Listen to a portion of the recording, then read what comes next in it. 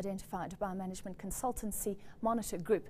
Well, to find out more, we're now joined by a partner at Monitor Group, Pedro Arboleda. Thank you for joining us, Pedro. Hello. We have a huge unemployment problem in this country, and our government says that new businesses created by entrepreneurs are one of our best hopes. Do you agree with that? Yes, in short, entrepreneurship is a very quick way to not only provide jobs, but provide a meaningful path to prosperity. There were famous entrepreneurs in attendance today, like Adrian Gore. As far as I know, he sat down and said, look, how do I make money? Sure.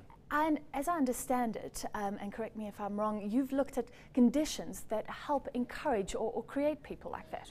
That's right. I mean, there's the traditional entrepreneurship, which is very meaningful for a lot of people. That often never leaves the stage of self-employment.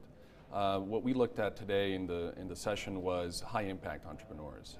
Those entrepreneurs that bring to the table new business ideas that not only create employment for themselves, but also for a large group of people. And create many jobs, as you say. Tell me about these 4 models, and which do you think are relevant for us? Sure. Well, at a very basic level, there's sort of the classic model, Silicon Valley. It's what everybody tries to emulate. It's sort of the knee-jerk model that a lot of public officials go to. It's very easy to identify. You buttress universities and you get a venture capital community. That's a lot harder than it sounds, actually, and a lot of money is actually not put to good use if that's the model chosen without a real basis for winning in that model. Explain that. So the universities do the research, and people take that research and use it to create. That's businesses. right. They're incubating ideas. They commercialize those ideas via the venture capital linkages that they would have. And the classic example is Silicon Valley, what Stanford University and Berkeley University have been able to do. But getting to that point is actually quite difficult. And so we proposed in the course of our studies, Monitor Group has done a number of these studies elsewhere in the world, in many countries, and we've looked at other models that are actually viable pathways to prosperity in terms of entrepreneurship. There's 3 other models. Tell me about the mothership model, because that's Sure. where a company encourages employees, as I understand, to go off on their own. So it means that they have to sacrifice in the short term, though. That's right, and that's really a model that could be very well applied here in South Africa. It takes a very large, dominant corporation, and unlocks the entrepreneurship potential that executives in that company have.